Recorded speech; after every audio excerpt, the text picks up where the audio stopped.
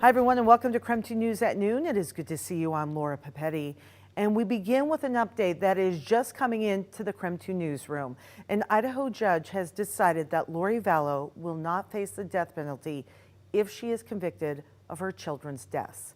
The judge said there was a late disclosure of evidence by state prosecutors, and while it was not malicious, the case could be turned over on an appeal if Vallow was sentenced to death. He added he isn't punishing the state for its late disclosure, but is instead making sure Vallow's rights are protected so her defense can be prepared. Vallow is set to go to trial coming up on April 3rd. Today, closing arguments are expected to begin for an Idaho man accused of hitting and killing a cyclist with a tow truck. Jonathan Reiser is facing charges of vehicular homicide. Now, in June of 2020, Carrie Wiltzius was on an early morning bike ride on State Route 206 when she was hit by a driver of a tow truck. She died a few days later because of brain injuries. During the trial yesterday, the court heard from another cyclist who says he was nearly run off the road by the same driver just before Carrie was hit. Swerved close to me, about 2 or 3 feet. I gave it a fist, and then it continued, and I continued. And then, I don't know how far it is, quarter mile, if that. I saw a bunch of commotion in the road. Some people running from one house, a car stopped, and then a mangled bike on the road, someone lying in a ditch. Carrie was training for a triathlon the morning the driver hit her. Her 3 daughters sat in court yesterday wearing necklaces they made in honor of their mom. Again, closing arguments are expected to begin today, and we'll be in the courtroom and let you know what happens. The Coeur d'Alene School District is again asking voters to approve a $25 million levy this upcoming May.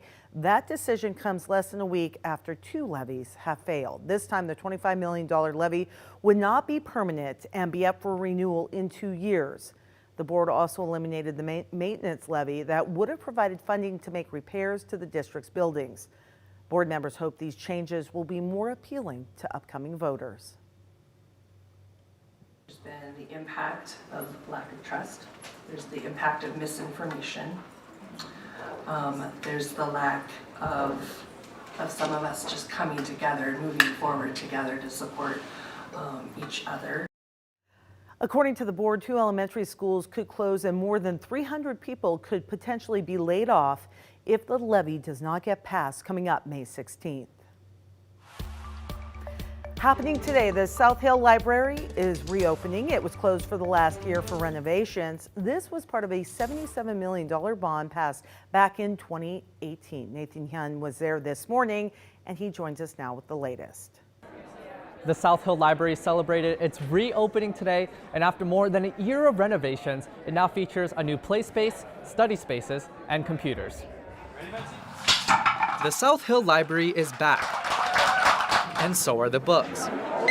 But there's more. South Hill Library, we've got a lot of new things to look forward to, including Turkey Treetops Children's Play Space, 2 new study rooms, 4 study pods, and updated amenities like carpet, lighting, shelving, all of this coming together to really make a 21st century library experience. That's Alina Merkar, the communications manager for Spokane Public Library. We're so excited.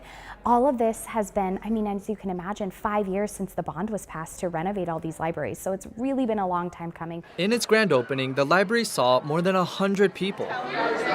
Now, parents like Elizabeth Shaw and her 2 sons can enjoy what the library has to offer. Whoa. With the children and just making sure that they had a place where they could focus all of their energy, but it's just incredible. You can go in here and you Shaw can only lives a block away, so she's glad she can walk to the South Hill Library, put the kids in the strollers, and it's special that it's ours.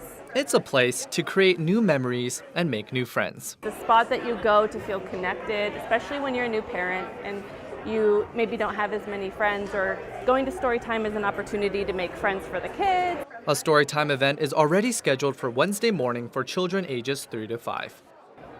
So this library is open 7 days a week, and there's also a self-directed checkout for you to do at any time. In Spokane, Nathan Hyun, KREM 2 News. All right, Nathan, thank you. Well, Thomas, we just saw the new South Hill Library, the reopening of it, I should say, where my daughter has grown up reading. So I love that it's back open. It is a nice place to go and get out of maybe any upcoming rain. Yeah, and thankfully we're not going to be dealing with any rain, but Laura, if you haven't seen the design of the South Hill Library, they got the turkeys, the legendary South Hill turkeys, obscuring some of the a car or traffic.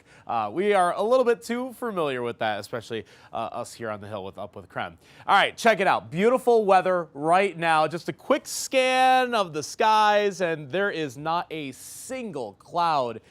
360 degrees around me from our outdoor weather center. It is absolutely beautiful. 48 degrees. Roll down the windows, crank up some 3 doors down. I think that's what I'll be doing after work today because that is looking fantastic. I mean, that's got to be an oversight by our computer model. I think it's just going to be outright sunny. No cloud cover for the rest of the day today, and it should stay easily in the mid-50s. The cloud cover has been sliding to the south. Any leftover showers from yesterday finally out of the way by the morning hours. Now, great today and tomorrow, but the end of this week and the end of the month trending a little bit cooler, and we could still see perhaps a few snowflakes or graupel showers. So